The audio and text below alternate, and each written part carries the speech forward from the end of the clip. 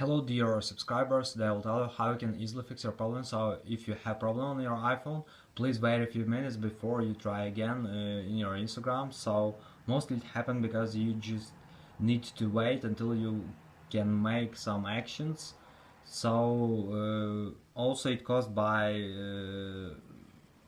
making too much actions at one time. So mostly you just need to wait some time until you can make the same actions again. But also you can try to change your network, so just go to the settings.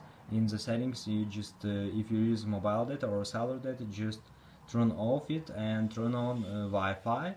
And if you're using Wi-Fi, just turn off Wi-Fi and turn on mobile data. Also, if you have another Wi-Fi, you can also just connect to another Wi-Fi network.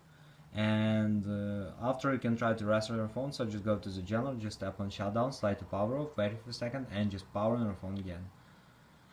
So after, you can try to update your Instagram, so just go to App Store, just go to search tab, in search tab just write Instagram, and if you see here not open but update, just tap on update and wait until to install the latest updates for your Instagram app. So thanks for watching, have a nice day, subscribe to my channel, click like, and goodbye.